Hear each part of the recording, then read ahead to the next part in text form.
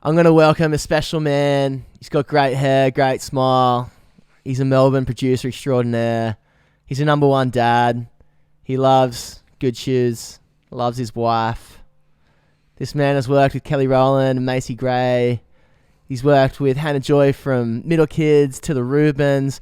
But more than this, Rob is deeply spiritual, a humble cat, and he just carries such a great taste in life in general. And welcome to the show, bro. Like, it's such an honor to have you. Thank you, man. And what an introduction. That's got to be one of the most outstanding intros I've ever had. Thank you very much. Dude, I'm really into it. I'm like, man, like, why can't we just like say great things to awesome people in the present, like not in like a post-production thing? Like, yeah, I like thinking about it. And it was my first time talking to you like 20 minutes ago, but sometimes you just sense good energy. And having worked with you on the Kyle project as well, man, like from everything that Kyle told me and even the way that you write emails, just a lot of froth. There's a lot of joy, deep joy in your essence, man.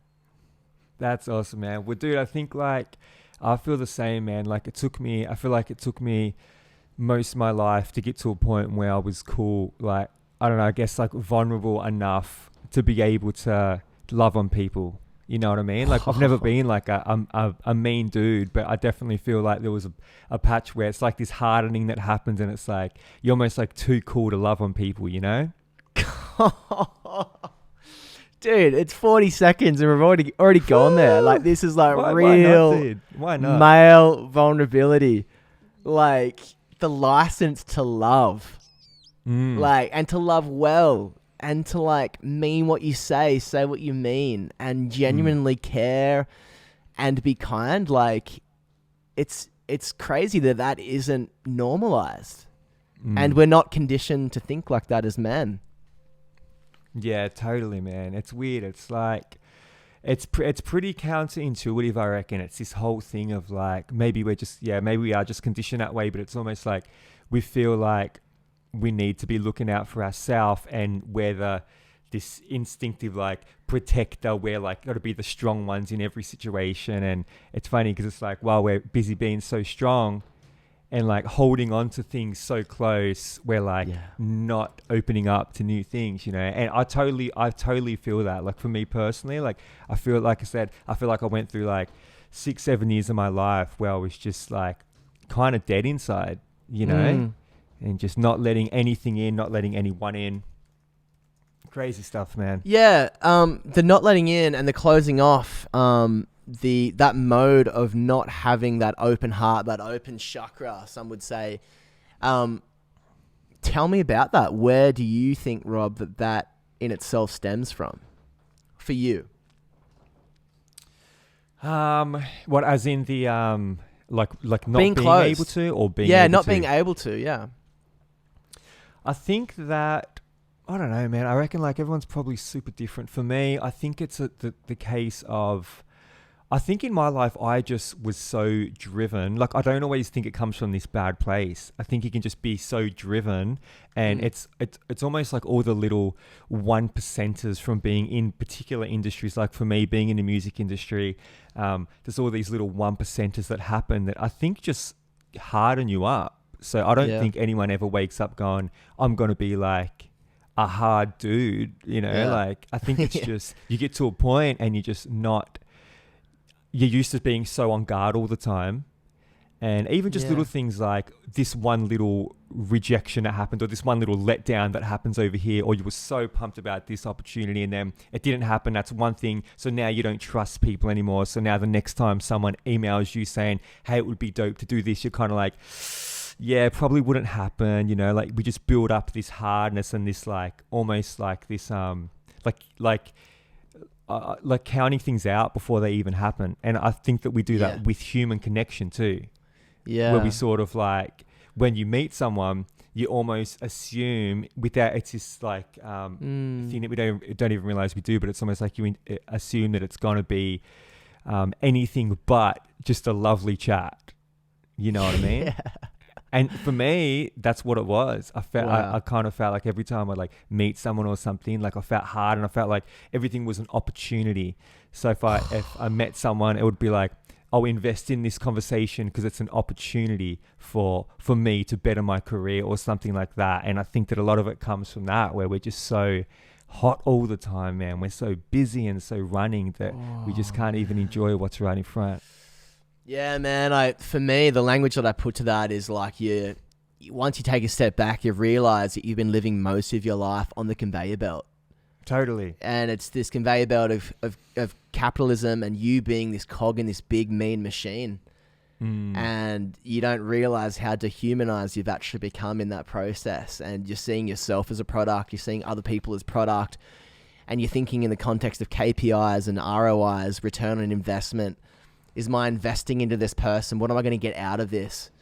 And and I think especially as an Aussie, once you've lived in the States for a while, like there are parts of America, as we know, like be it LA, Chicago, New York, there is particular parts of the world where you are kind of put out in this driven way. And I remember, man, a couple of years ago, like just popping business cards to everyone. I was just kind of like, I'd been at these places and just kind of living in this constant promotion. And I was and I loved connecting with people. But yeah, like you're saying, there was this kind of weird pong and this waft to it, because at the end of the day, like I was drawn to people because of what I could get from that conversation and from that connection. And because of that, you are losing that deeper sense of connection and intimacy. And you come away at the end of the day just kind of tired, and like, has your soul come alive? And has it just been your ego connecting with other people's egos, or has your soul been connecting with someone else's soul? And bro, like I don't, it's so hard for me just even looking at you through a screen to kind of see that part of Rob Amoruso, that manifestation, because you seem so warm and so soft and so fucking open to connection, you know? Well, bro, I think it's because, like, you know, everything, that was a journey, and that's still a journey, man. I almost feel like it's, you know, being in my kind of field, I have to check myself every day, and I literally do it, man. I'm always like, okay, I'm a human, number one. Yeah. You know what I mean? Like, sure. that's the first Beautiful. thing, you know? Yeah. If something awesome happens, it's bonus, but I don't know, bro. We're so pumped on stuff, huh? Yeah. We're so like just gotta do everything. Yeah, man. Like, my brother used to always tell me, it's like, it doesn't, like, I used to play in a band with my brother, and he would say to me things like beautifully, like, man, it doesn't matter how many people come tonight or how well we play. What matters is if we remember the name of the sound guy. Like, wow. Just really coming back to like, fuck, like, how human have we been? And like, what does it mean to posture yourself towards humility and to stay in that place of a child and just being free? And like, I think it seems to me that even just talking to you now, that you have gone through like almost like a re-childing of your heart. Because even the way that you talk about music just seems like it's you just jumping into the sandpit with some of your friends, you know? It's like creating a world. And even like Kyle, he's one of my best mates, and he's very particular about who he works with, but it's like, if he senses good energy, like, he doesn't matter what studio it is, man. He just likes that. He likes it when a connection comes first. When the brotherhood or the sisterhood, the family comes first, you know? And yeah, man. And so, yeah, like, I want to get into that kind of journey, because you really you got signed quite young with, if any of you guys haven't heard of Jacoby, get into them. Incredible band, incredible productions. But because you guys did you guys band together maybe 10 years ago? So it was probably like seven-ish. Yeah. When we first started playing, but we were just best mates that were just playing house parties for a while, and we were actually all a part of different projects. Yeah. So Jacoby was like the birthing of this, like, I don't know, I guess, like, for me, just to take it back a step, like, I was always in bands my whole life. And I guess I was always in, you know, without sounding like a tool, but like bands that did like okay on an Australian sort of level. And every band, like, I left school at 15 to start touring. Every band I was a part of, like, there was maybe 6 before Jacoby, all signed, you know, all doing something on some capacity. Wow. all doing the Jays thing, all doing the festival circuit, all that. And I guess I just always hit this ceiling. And Jacoby was this really organic sort of, you know, us mates coming together, having jams. And I suppose I'd sort of given up on the whole concept of like making it, you know, like I was sort of over that whole thing. And I was like, man, I'm used to getting plays on the radio and still having to go and work at the warehouse tomorrow. Like I kind of had assumed that there was no money to be made from anything I ever did creatively. And I was sort of cool with that, you know? But we just used to play house parties. And then our mates would always next day, like, Rob, you guys have to record something, just chuck it on SoundCloud or whatever so that we can just jam through the week to what you guys are doing. And we had 3 songs, man. Like we weren't even a band. Like we were just literally jamming. And when I say songs, I mean like we had like 3 different chord progressions. And that was it. And we just jam. And we just do that. And I wasn't producing at all. I just had GarageBand. And it was literally nothing wrong with GarageBand, by the way. People kill it on that. But I didn't know what I was doing, and we just decided to have a jam and record it, and then we just chopped it and made it into a song and chucked it on SoundCloud. And probably within 3 or 4 days, man, we had like 500,000 streams on it, and we would like, okay, who are all these people? How's this happened? We haven't done any promo. We don't know anything about any of this stuff, you know? And it just started building. So Jacoby was the thing that sort of really organically took off in a time when I suppose I'd sort of gotten over the idea of even doing anything. And then probably, 3 months later, man, we were touring the States, and it sort of just went from there. Wow. Dude, like, and from what I read, that first tour in the States was quite humbling. Bro. Like breaking into high school gyms to have a shower. Dude, it was wild, man. We pulled up at LAX and we found this beautiful Mexican man. His name was Herman and Roberto. It was two brothers, and they sold us this 36-foot RV, this huge bounder motorhome. And in my mind, I'm like, okay, if we can get this thing, we can live, we can sleep, we can everything in one. We can this is our transportation. We're going to cut down costs because we just got this thing. But bro, within 3 hours it broke. So the engine worked, but nothing else worked. The generator broke, so when the sun would go down, that was the end. We were like trying to find things in this bus with our phones, and like you said, breaking into like high school gyms and stuff just to shower before sets.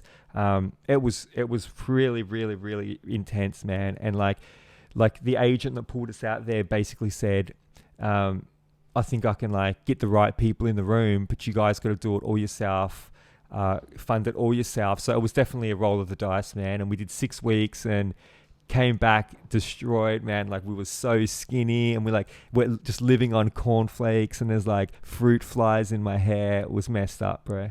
It wasn't good. And how old are you at this stage?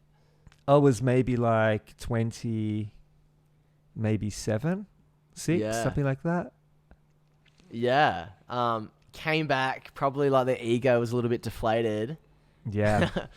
Because playing smaller shows, but then you guys go back to the States again because there was another opportunity.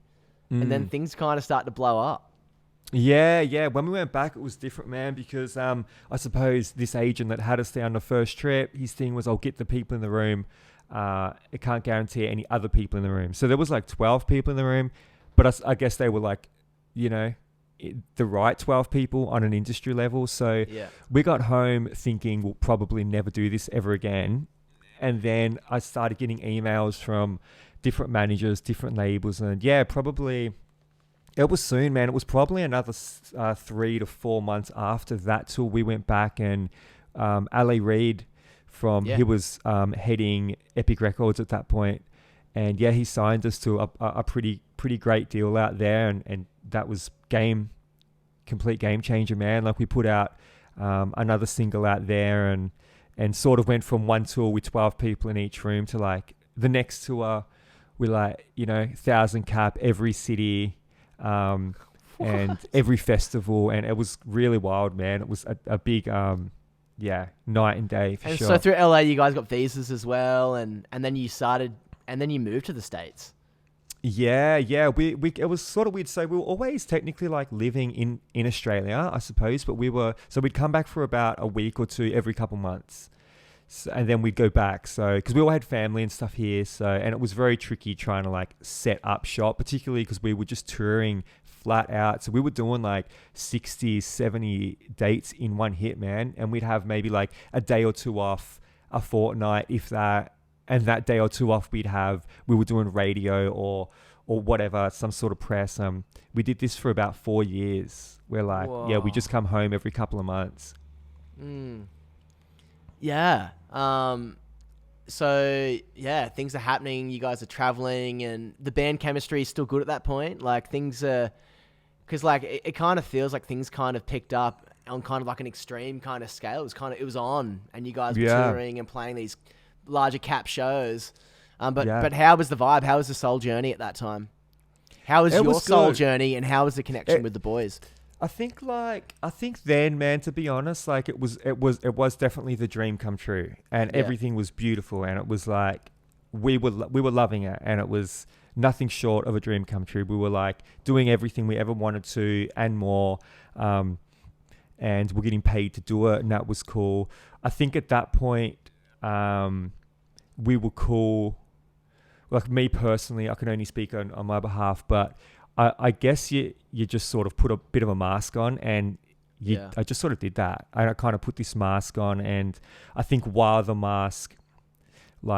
was fresh and novelty and all that sort of stuff, it was like really nice. But it's like, 2013, pull up at LAX, put this mask on, and then like same mask in 2017 was like bricks, dude. It was so heavy, and it just got so hard to put that mask back on every time I'd go back. So you know what I mean? We'd sort of pull up and it was work. It was like, cool, we know what we got to do.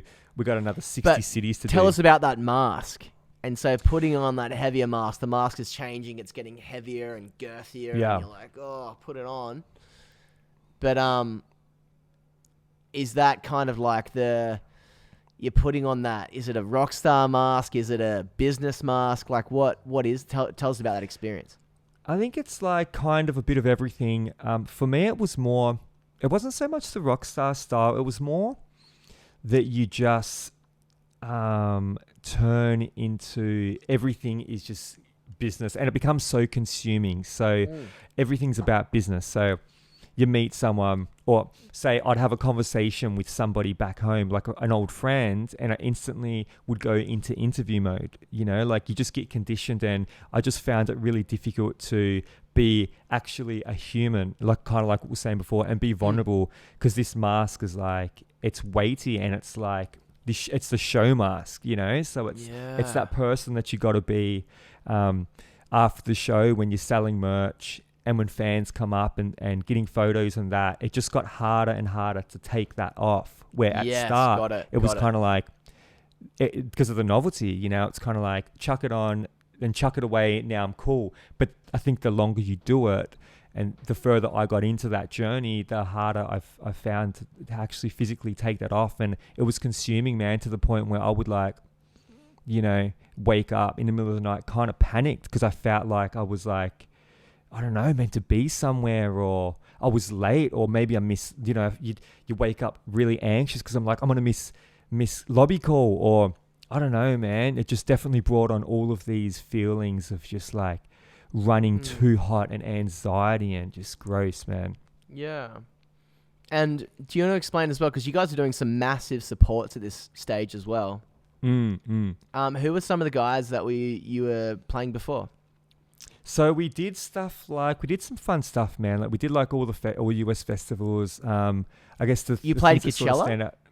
No, that was like the one thing we were like. Did you do Lolla? Synced. Sorry, say again. Did you do Lollapalooza? Nah. That was none of that sort of style. But that was definitely one of the ones that we were, we just short of, I think, that style. Yeah. But man, like we did stuff like we did like Justin Timberlake at I think it was a 2017. He would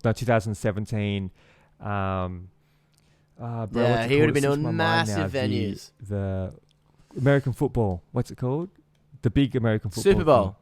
Yeah, Super Bowl. Yeah, in Minneapolis, we did that. That was cool. We did like Grand Prix with like Bruno Mars and Britney Spears and like real pop style. You know what I mean? Like that kind of Yeah.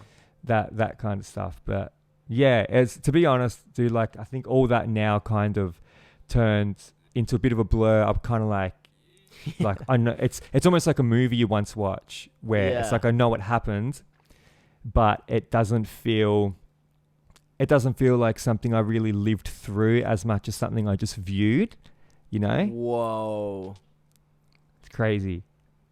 Yeah, because I can't imagine, unless you were super intentional and awake about it, like to be present in all of that and embracing the experience and just sitting there and I could imagine with the go, go, go and, you know, band being called out of the hotel, like you're flying to all these cities but not seeing these cities. You're jumping on planes, jumping in vans, jumping on stage, sound check, back to the hotel, back to the venue to play, getting on another plane, just like, yeah, man, unless you were so intentional, like how could you stay in a place of deep soul thriving?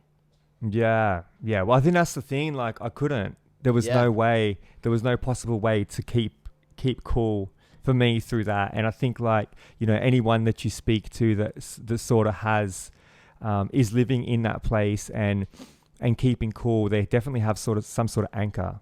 You know what I mean? They've got something that's sort of keeping them grounded.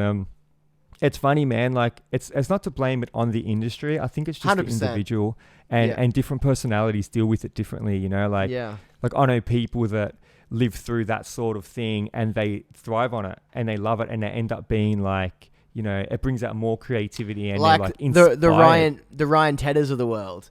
You know, who's one of the greatest songwriters, rock star, pop stars right now. Great family life, has multiple businesses, drops his kids to school. Yeah. But man, I think like what it reminds me of, like I always think about with that is I think it comes down to identity or lack of identity, you know? And like for me personally, like my dream was to get to America to make a living off music and do all that. And I think that like what really started to kill it, like, you know, rotting me inside was that it stopped being about music.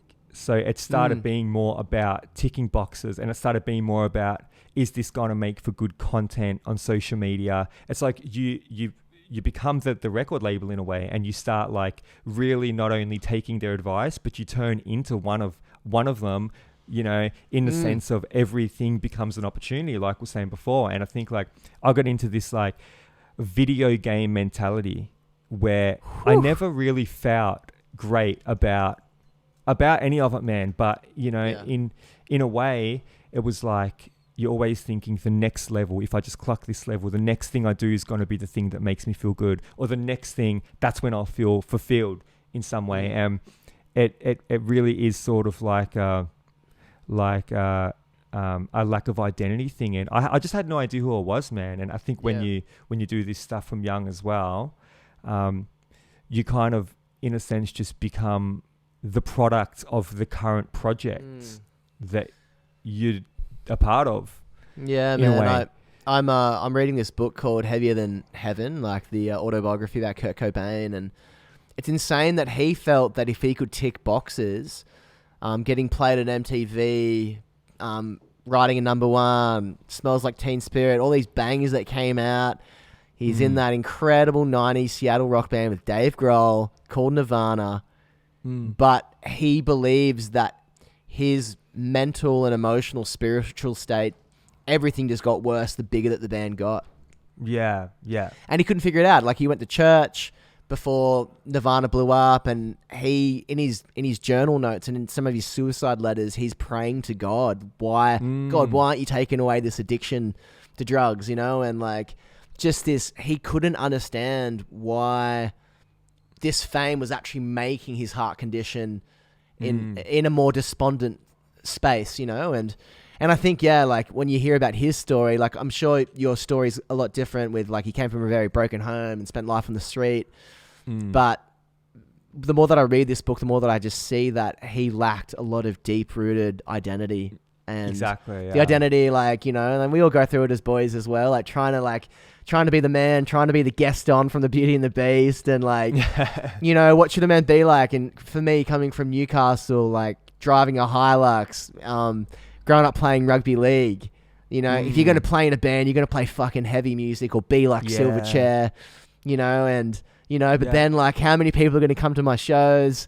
You find identity in that. How attractive is my girlfriend? Find identity in that. Do my friends find my girlfriend attractive? My friends got signed to Sony. I didn't get signed to Sony. You know, surfing is a masculine trait. I'm going to become a surfer. Going to surf bigger waves. Identity. You know, long hair's an identity thing. I went through the emo movement, and I'm sure you kind of, I'm an 87 baby. You know, like, and again, like that was one more arrow in the quiver for me, like having good hair when I was 17. You couldn't even get skinny jeans that were male back in the day. They were always female women's skinny jeans. Do you remember that? Yeah. I remember having to go into Supre. Supre jeans. I would like borrow my sister's hair straightener because for those 2 years, emo, screamo, metalcore was like the thing. Yeah, everyone's listening to Under Oath, Funeral for a Friend, these the Used, and so again, identity. And it's kind of like it wasn't rugby league anymore. Now it was this new identity. But it wasn't until for me that growing up in church when I came back to this concept of knowing that I was a child of God, and that transcended all of those material manifestations and all of that form. That was probably the portal for me that actually started for me to kind of find that deep core inner freedom, was knowing that I had this divine love that loved me more than my ability to play bass and write songs and to surf, and how many friends I didn't have. Like, and I think that was something that was tangible for me, that planted a seed from a younger age, that I was like, fuck, like I am suffering because of my attachment to form and my definition of success. It's killing me. And like, I had social media, even MySpace, seeing my friends blow up in music and me not just comparisons was destroying my ability to love people because they were a threat to my kingdom, to my empire of greatness. Yeah, totally. I hear you so much, dude. Yeah. Yeah. And so I don't know if there was something for you that actually, you being a man of faith and coming to these concepts, and I think even the word identity, like we don't talk about that enough, especially men. It's difficult unless you're in church or another spiritual practice or in a men's circle. Like identity is still not really that's something that is consistently part of our vocabulary, part of our vernacular. But I don't know, man. Was it something for yourself being a man of faith, coming back to this understanding of being a son of God, a son of the divine, that did start to help you become more free? Yeah, so I think like first off, that's ridiculous. Like everything you just said was just so bang on. But just sorry, is it? I think that I guess it's worth noting I wasn't always doing the church thing and the God thing. So I grew up in it, and then I was completely against it. So for me, through all of this, because my parents are pastors, right? So we grew up planting churches, and then I got to an age maybe, like 19, 20, and I hated church and everything to do with it. I completely despised the concept of there being a God. And I was really quite bitter towards it all. And through all this Jacoby stuff, I was still really against all of it.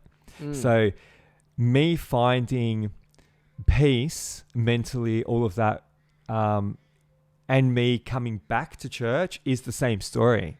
You know, it's kind of this like really, really strange thing where I swore I would never walk back into a church again. And I had this one point where I guess I'd hit a complete low, and I was in America, and I felt like I was, doing everything I'd ever wanted to do and still feeling horrible. And I'd look at my phone and I'd look at pictures. I remember one specific day where we were in studio and we were hanging out with Drake, and I was always a really big fan of Drake, and that whole kind of hip hop movement that he brought in. And I remember looking back in the photos, and it made me so sad And it just made me, just something hit me. And it just went, everything I'm doing literally has all of this photo. There's no purpose in this photo. It's going to be great when I post it on Instagram, but that's so fleeting. And that just hit me. That whole thing hit me so much. And I feel like that was sort of the beginning of this hole that I needed to fall in, by the way, looking back, in hindsight. But I just fell into this pit. And as soon as I felt that feeling of, whoa, there's no purpose in this, anything else I did like that, it just felt so empty. And it's nothing against the people I was hanging with or anything like that. Yeah. I just lost the purpose in it. Yeah. So I'm standing in the middle of New York City, and I'm literally on a corner, and I'm like just feeling this heavy weight of darkness that I'd never struggled with anxiety or depression ever in my life. And this is the first time I'd really tasted, this taste, this deep purple depression, this pit in my belly. And I'm standing there, and I'm just like, what is this feeling? I thought I was going to die, dude. It was so intense. It didn't go away. And I woke up the next day, and it was still there. And then I'm in a hotel, and I woke up, and I'm like, surely I feel good today. And it's like, it didn't go away. I'm like, it's still there, that feeling. And it stayed there for 6 months, dude. And it was almost like once I tasted this feeling, I couldn't get rid of it. It was like so deeply rooted in me. It was so bizarre, man. And I become really suicidal. And I was also using a lot of drugs as well. Just the cliches, And for 6 months, man, I just tried to play it cool on the road. Did you feel for a second the drugs kind of took the edge off a little bit of that pain, just numbing? And I think it just gave a bit of like excitement, to be honest. I think it just gave a little bit of, tonight's going to be fun because we're going to go wild. And it's not like I ever thought that was really the answer. It wasn't like that. It's just like you're just looking for any sort of relax or any sort of peace. Yeah. And for 6 months, bro, I just remember this feeling of like being in this black room and just knowing that if I could find the light switch, I knew I'd be okay. It's like I knew I just needed to feel around the walls for long enough to find this switch just to get some sort of light, And I just couldn't find it, man. And like, I guess after 6 months, I had like a full like nervous breakdown, and I completely crumbled, man. And like, it was a Thursday night. I was in public, and tears started coming, and they didn't stop for 3 months, man. I moved back home. I moved like back to Australia full time. I didn't answer my phone. Labels cut with me, management's like, where's Rob? Shout out to the boys. Like, I'm sorry for putting everyone through that. Like I wouldn't answer my phone. Nothing, dude. I just went complete MIA because I couldn't handle any, I couldn't handle anything familiar, so any familiar faces would set me off. It was just something about this burnout that happens. And so, man, we like myself and my wife at this point, like she's obviously pretty freaked out by the whole thing and complete character change. I'd always been super upbeat in my life, and this is the first time she'd seen me like super, broken, I guess.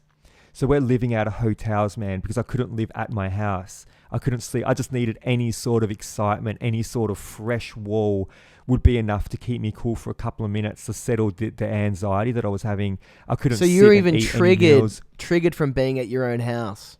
Everything, dude. I couldn't switch it off. I'd be in my own bedroom, panicked. And it was like this adrenal fatigue where I'd just been switched on hot for so long that I didn't know how to uncool it. So it's like I always felt, it's like imagine like you're playing a massive stage, there's like 80,000 people, and the adrenaline's fantastic there where you're in that moment, but it sucks when you're trying to go to sleep, right? Well, I just felt that heat. It's like I couldn't switch off this adrenaline, and I was buzzing. I couldn't sit down to eat my meals, dude. I had to pace up and down the house just to get food into me. It was like Really, Oh really my full on, man. I God. couldn't communicate. And dude, I literally tried everything, and I quit music. I was convinced that it's like, I'll never make another song. I'll never go back out on the road. None of that. And I tried everything, man. I was on Google. I'm like trying every breathing technique there was. I'm like reading up on every different movement there is. And finally, man, Had you I been just to like, any therapists at this stage as well? Like, were you seeing? I'd like exhausted everything, man. And like, I think it was just, for me, something about church. Like, I obviously didn't want to do it because the pride in me was like, nah, don't go back. But there was something about it that at the end of, my rope, like, I tried to jump in front of a truck twice, dude. Like, I was desperate. I was not just low. People speak about like, man, I was like going through a hard patch. I was like done. I was like, if I can't find any sort of like hope, then I won't make it another hour. That vibe. And dude, I just like decided, I don't know, I'm like, man, something about going back to the roots for me was really important. Kind of like where it all began. And that's where church, because I grew up in church, I still didn't believe in God, to be honest, man. I still didn't want a bar of any of the organization or any of the politics or any of the garbage. That I just knew that something about getting back to my roots was attractive, as opposed to putting on this face of this new person I'd become, So I like rocked up on the doorstep of this church in East Melbourne, and dude, I just like walked in, and for the first time in ages, I just felt like I didn't have to be someone else. I didn't have to pretend. I didn't have to be Rob, the band guy or the music guy, anything like that. I could just like exist in this moment and just be there.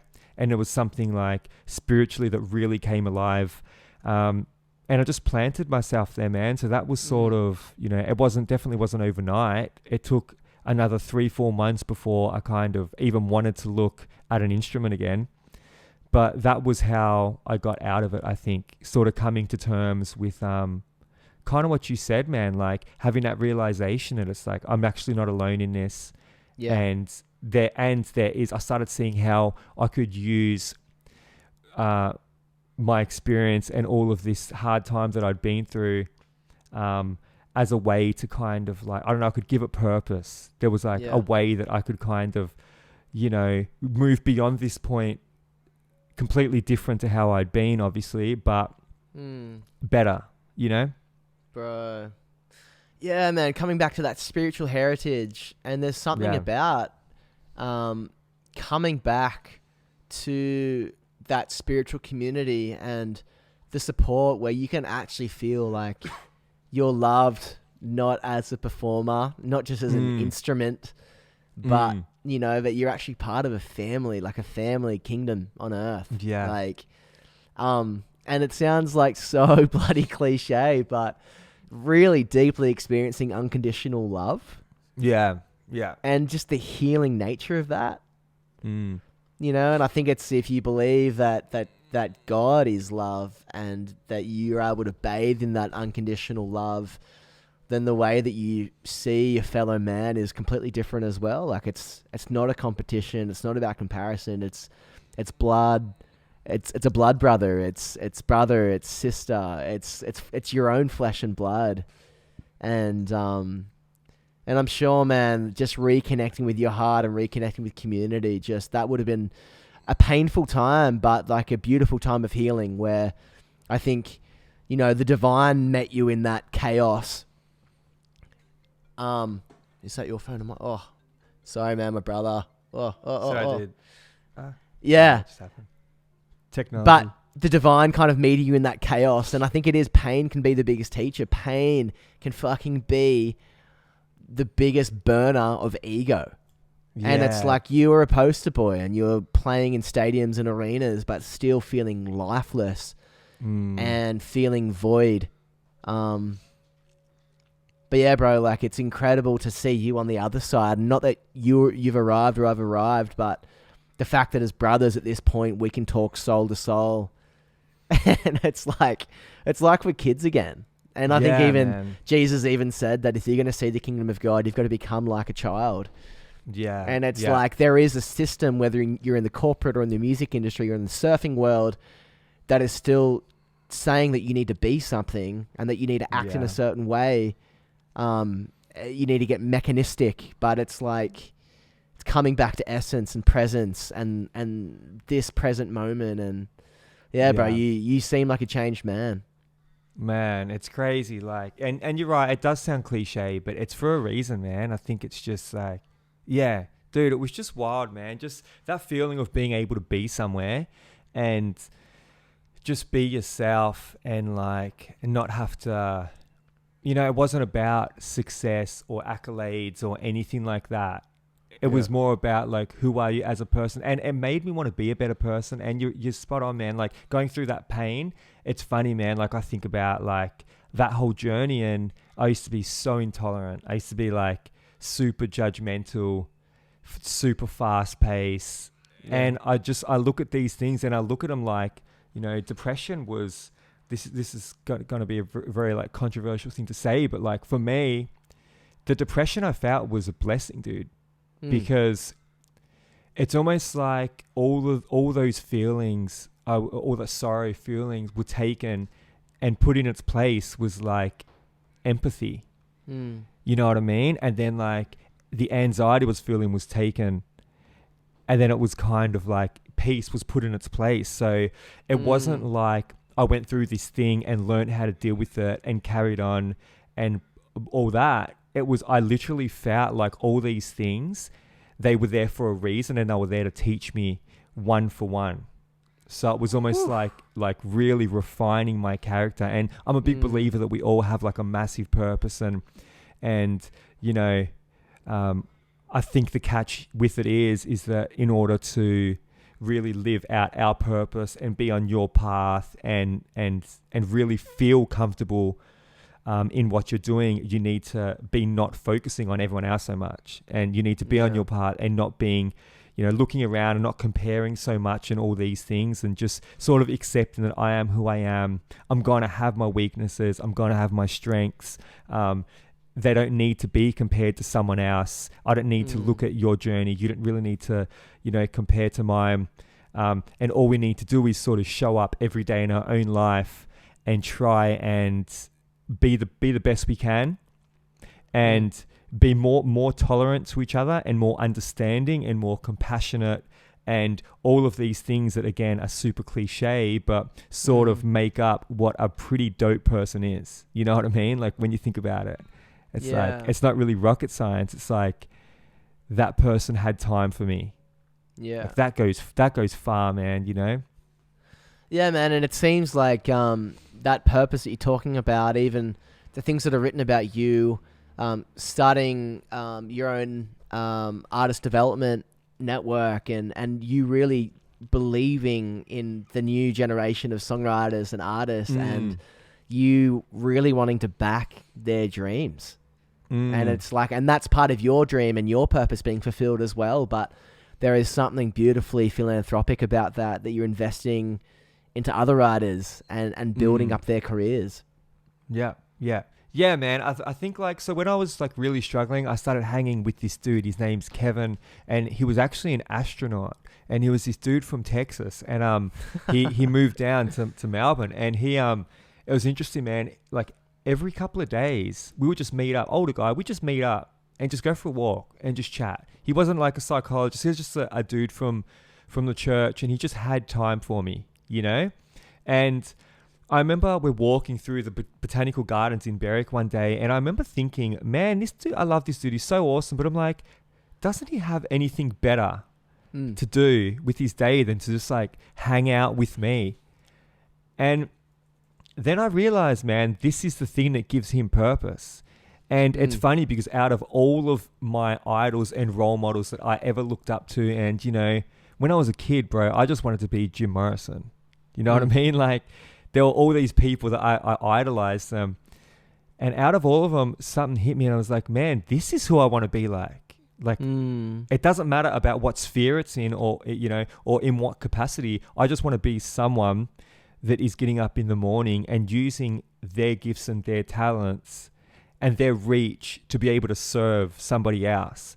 And something about him and just like the way he did that, like that was why I wanted to do the artist development thing, dude. I had no desire before that. It was, how can I do music and do what I love to do, but how can I do it to serve somebody else? And it just felt like this natural progression where, you know, obviously I do a bunch of like producing and writing for other people that are already developed and all of that, but something about like creating space for new artists, it makes me feel like all of this isn't just to boost my ego. You know what I mean? Yeah, man. Like I haven't been to church for quite a long time now, but like I can honestly say that growing up, again, back to these cliches, like the happiest that I'd ever felt in my life growing up, was definitely on times like mission trips. Like, and even when I used to be a minister, and taking kids on mission trips, even in my mid-20s, and being involved in school kind of chaplaincy work, and like there was something so beautiful about literally just pouring your life out for other people's lives.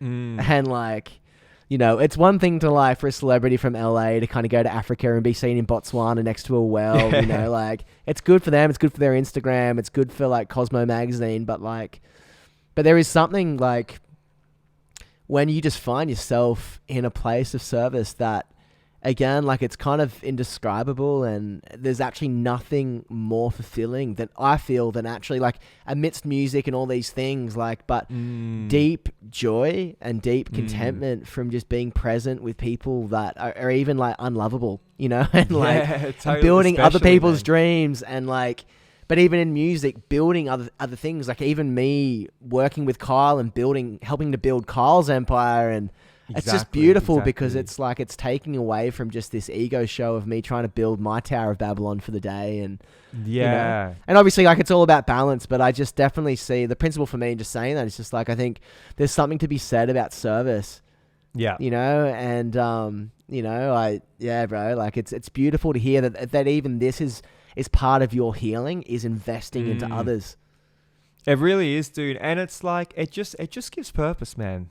Just any way you look at it, it just gives, because like, you know, I've got plenty of dreams that I still want to live out. We all want to, there's nothing wrong with desiring to win a Grammy. Like I'd love to win a Grammy for sure. Right, it's so fun. So it's not to say that you can't have your stuff. It's more just how can I use my stuff to help someone else? For sure. I think it's just, you know, it's like, it's almost less about what you're doing and it's more about the mentality that you do it with, because it looks very similar, man. Like, you know, say even like, you know, we're talking about Kyle, like when me and Kyle first met, you know, like that was a session that we were hooked up through the label to jam, and, you know, I worked on a song. It was on surface, you know, it was a job.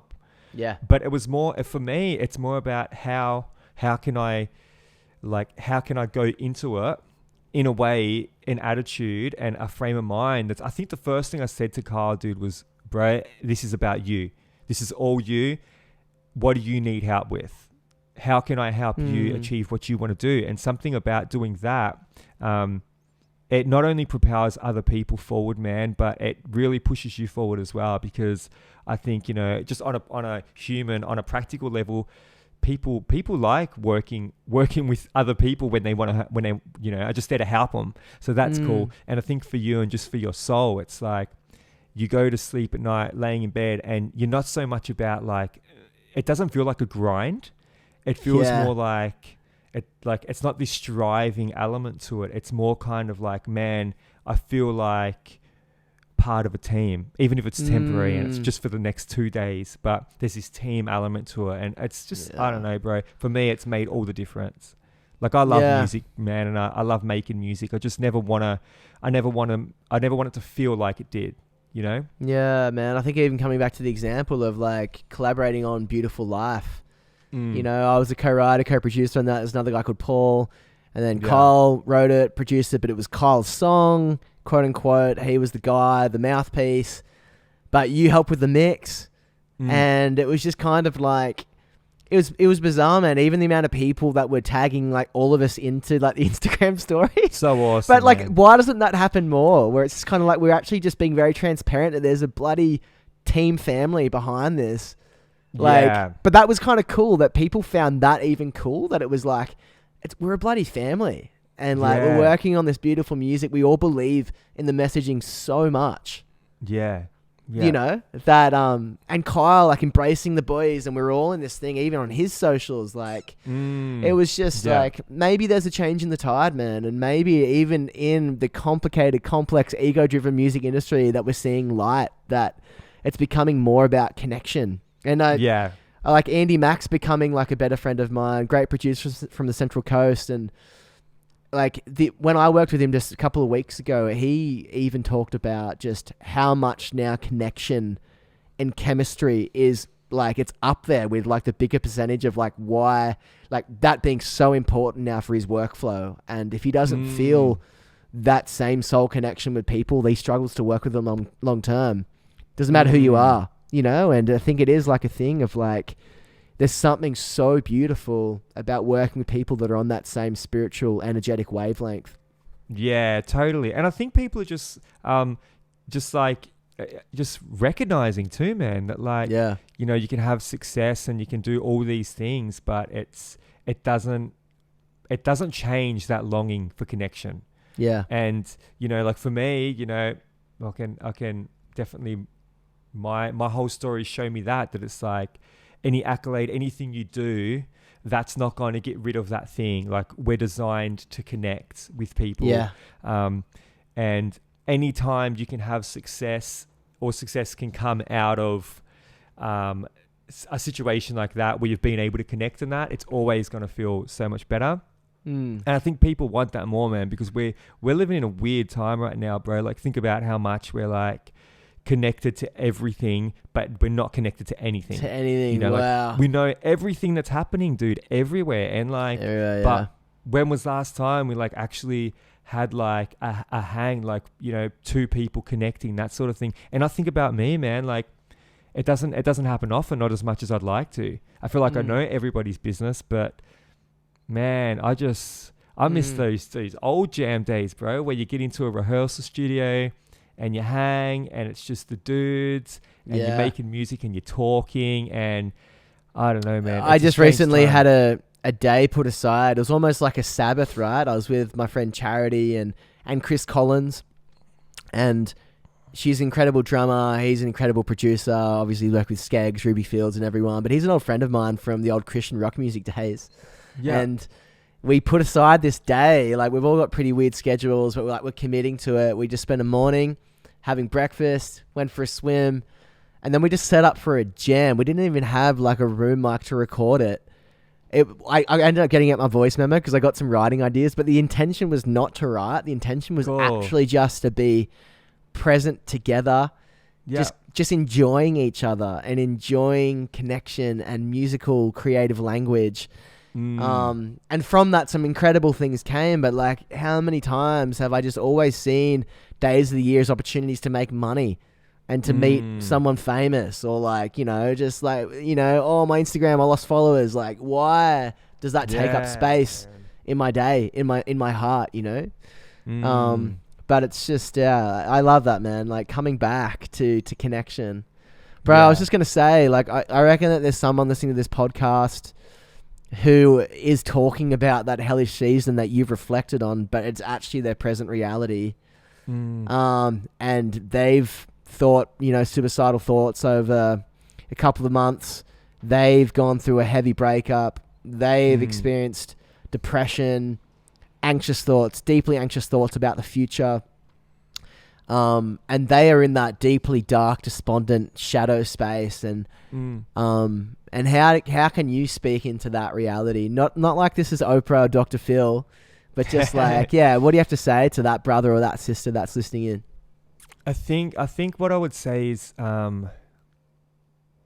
firstly, I don't think there's necessarily like one bit of advice that can change that. But for me, what was really powerful was recognizing that I wasn't alone. That you're not alone. Like, people feel these things, and everything is seasonal. So just like this has come on, it will pass. And I think that we live in a very quick time where if something lingers for a couple of days, it becomes our reality. This is not your reality. And we think that we are that. Like, what's that, sorry? And we believe that that is us. And that is our reality. Yeah. And we are our thoughts. We are our feelings. Well, if I feel this, I must be that. I must. Exactly. Yeah, but dude, all things must pass. It's through all faith groups. They've all said that one principle for a long time. But keep going, bro. I love that.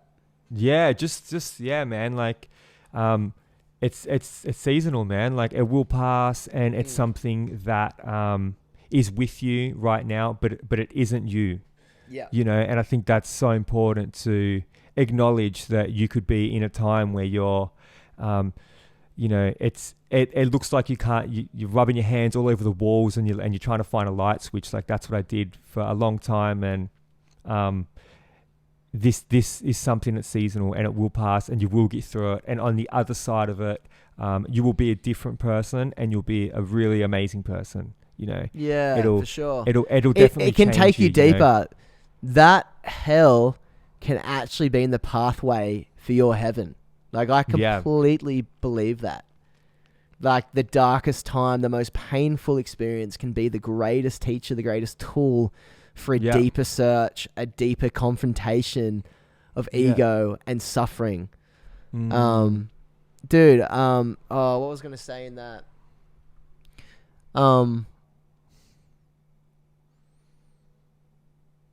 Yeah, bro, like, I think everything you're saying is just so pertinent and important. And I feel like, do you feel like if you could reflect back to when you're on the road and when you're in those wacky hotel rooms, crazy schedule, and you're in that dark space, why didn't you feel more comfortable to talk to your bandmates about this reality and just putting language to it and just being like, boys, I'm fucking struggling. Like, I think there's two things. I think the first thing is I didn't think it was an issue because it's so slow and it's so gradual, man. It definitely is like the frog in the pot of boiling water. Like, I didn't realize I was becoming that person or getting that dark until it really hit me. I think that's probably the first thing. Second thing is I didn't feel like I could speak to anybody.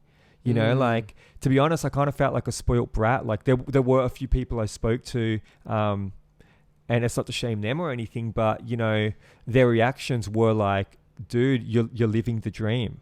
And I almost felt embarrassed to tell anybody that I was really struggling because I kind of felt like a spoilt brat. You know, I remember speaking to A&Rs, sort of about the topic being like, I just don't feel myself. I don't feel like, you know, I think I need some time off, you know? And there was always this response of, but we're just around the corner from this big thing, or just hang in there a little longer, or even further, man. And again, not shaming no one, but even further, like, I remember having one convo and this guy, which I actually love him, great person, but very business driven, said to me, do you really want to go back to working in a warehouse? Like, is that the life you want? Well, if not, then you just got to roll with it. And it made me feel like a spoiled brat for even acknowledging that I wasn't feeling good. So all of those things, man, I think that the speed in which that life is doesn't leave a lot of room. That's so manipulative. Reflect. That's so dark. That's like... Right.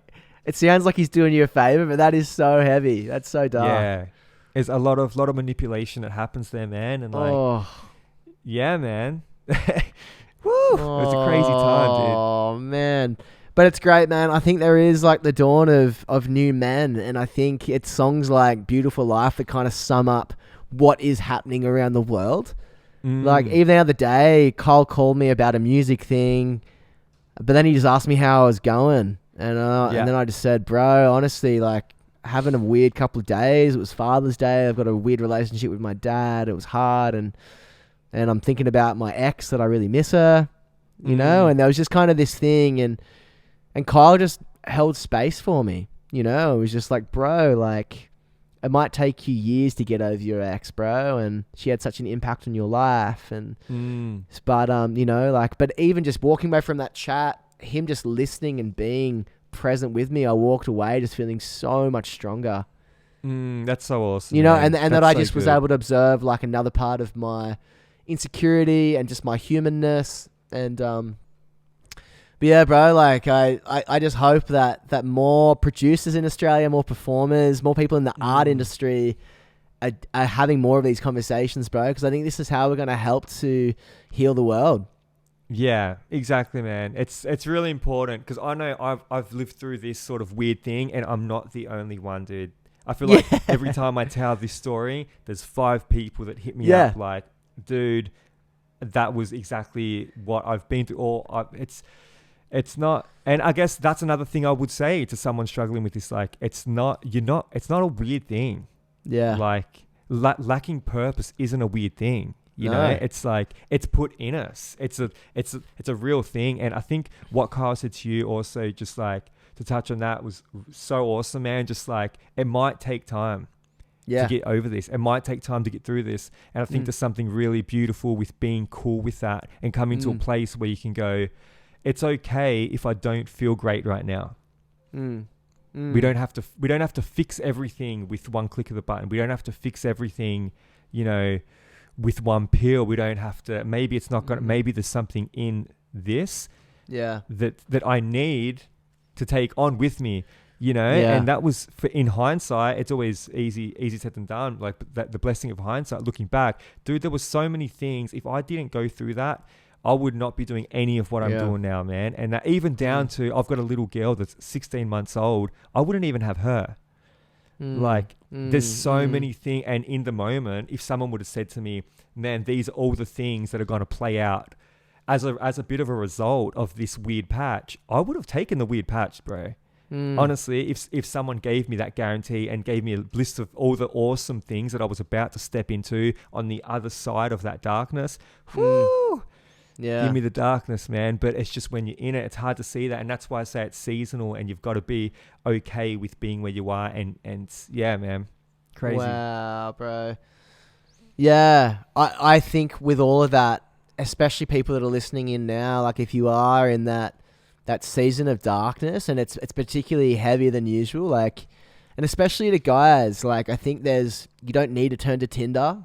Like, I don't think that helps. Like, I think maybe some people need to sit in that path for a little bit and just do what they got to do. But like, I don't think you have to do that. Like, I don't always think, I think there are healthier ways to go about dissonance, heartache, depression. Like, I don't think guys have to turn to porn. I think you need to go to Pornhub as your advocate for wellness and to deal with pain. Like, I think there's other ways. And like, I don't think, like, partying is another thing, but obviously, like, but even busyness, like you were saying, like, I think there's probably part of you that was like, well, I'm going to keep out of my head. I'm just going to keep doing this thing. And maybe just by being busy and chasing the next thing, that can kind of just purge out those feelings of disconnect. But it isn't, it's a Band-Aid solution. Yeah, there's something totally deeper. Man. And I think that, especially if you're living in Australia and you're surrounded by mountains and ocean, like, just get off screens for a couple of hours. Leave your phone at home and go for a walk. If you're not in Melbourne and you're allowed to go outside for more than an hour. Yeah, but like, which is another tricky thing with mental health in Melbourne right now, man. I feel for all my music friends, especially, that are already more sensitive souls that have to stay inside for most of the day. Like, but yeah, man, but like, there's a way that we can come back to breath work, or to meditation, or to prayer, or like, and human connection, and just observing those thoughts and those feelings. Yeah. But Robbie, man, like, I just want to thank you so much for coming on, bro, and just pouring out your heart, dude. Like, it's my pleasure, man. 41 seconds in. When you said you wanted to have a chat, I was like, yeah, man, this is what it's about, you know? Yeah. I think there's something so potent about humans that can be so radically honest. There's something for me, like, so attractive, like, man, like to observe humans that just have nothing to hide. It's like, man, this is my journey, bro, and this is my present. Like, it's still not roses, but like, I'm on this trajectory and I feel driven, you know, and Yeah, man. particularly right now, man, where everything like industry-wise, everything's so facade-y, you know, like everything's such like there's like an image element to everything, and you've got to behave this way, and it's really funny, man. Like, kind of to digress a little bit, but I remember being a kid and like, you know, I was a punk rock kid, and like I grew up on. You look a little bit like Travis Barker. Do people say What's that? You look a little bit like Travis Barker from Blink-182, the drummer. Bro, I wish I could move like Travis Barker. I can't move like Travis Barker. Who are you listening to? Remember, oh man, back then, yeah, Blink, MXPX. Yeah, were like pop punk. my favorite band back in the day. All that stuff, man, like NoFX, Lagwagon. Yeah, AFI. Nourish for a name. Yeah, all the stuff, all that, Yeah. and then all the Fat Records stuff, and then, you know, obviously like from there, I was in punk bands, and then moved more into like hardcore bands. All the names you reeled off before, the U's and all that sort of stuff, and But man, I remember like there was something so cool about being in those scenes, because they were like little communities, and even the messages that were being put out, man, like, you know, like I listen to old like punk rock. And it is kind of vulnerable, and it is kind of like, it's a lot more, we're not really the cool kids. Yeah. And there was something so cool about that. And I think it's tricky where we're in a time now where this 12-year-old kid isn't being influenced by people going, we don't have to be the cool kids. They're being influenced by the guy that seemingly has a $7.4 million mansion and 3 girlfriends and all this amazing stuff. And it's this feeling like you kind of grow up feeling like anything but that is a failure. And I'm just stoked that, man, I love that I got to grow up in a time where like it was those punk rock days, and it was a bit more raw, and it wasn't so much emphasis, and we weren't looking on Instagram and like, you know, all that. It was stuff, about man. live shows. It was a very clear-cut subculture. It was like, especially in the emo world, it was okay for boys to cry. You could cry on stage, you could cry in the crowd, and like that kind of almost that over celebration of weakness. Like every second song was about a breakup, but like totally, the Ataris, dude. The Ataris, every song was about a breakup. And then the 90s punk rock and even Nirvana, like talking about. It was a reflection on society and problems and weird suburban white culture, and there was this real rawness about present realities and how bizarre it was. And then before Sex Pistols, and the whole political trajectory through punk rock, talking about real things, and I think there was less a glorification of the wealthy. Which, like, I love hip-hop and R&B, but there is a lot of that. It's kind of like, it's Bentleys. It's fake boobs. It's like, it's WAP, bro. Yeah, like, it's Bentleys, and it's unsustainable, bro. Yeah. It's unsustainable. Yeah, and for sure, like, I think there's a place for that world, but it's just kind of like, I think it was a blessing that we grew up in a world that was a bit more grounded in a way. Like, there was a bit more reality involved with it, I think. Yeah. Yeah. For sure. Yeah. For sure. Man, but bro, times have changed, huh? Yeah, for sure. But man, like what's getting you excited right now, just before we close, just in your life, like what's really getting you up in the day? So I'm really pumped to a few things, man. Like, it's funny, someone said to me the other day, what's it been like producing in isolation? And I'm like, you know what? Oh, no, sorry. They said, what's it been like in isolation? And I was like, it depends what hat I've got on. Because producing right now sucks, dude. It's really hard because it's like, you know, obviously just being in the house and all that. So as a producer, it hasn't been great. As a dad, this has been the greatest thing that's ever happened to me, because it's like, it's so awesome, man. Like, I think about, like, with my daughter, like, if there was ever a time to be in isolation, what a killer time to be in ISO, dude. Like no one can ever take away the fact that she sits next to me every single day and jams with me. So that's been, I've been loving that. I've been, you know, I'm obviously super busy and really blessed to be busy and working on a lot of cool projects, but more live stuff's been getting me pumped, man. Kind of taking that step back and going, there's going to be plenty of time to like make more dollars and to make more songs and all that, and still focused on it. But I just want to be there for her childhood, dude. And she's doing cool stuff, man. Like, we got her a slide, this little kid slide, and like just watching her climb up, it's so excited. I'm like, man, that's what's up, you know? But on a music level, man, like, yeah, dude, there's heaps of cool, fun stuff at the moment. Like, there's a girl I've been working with, Tia, that's 16 years old, and she's been killing it.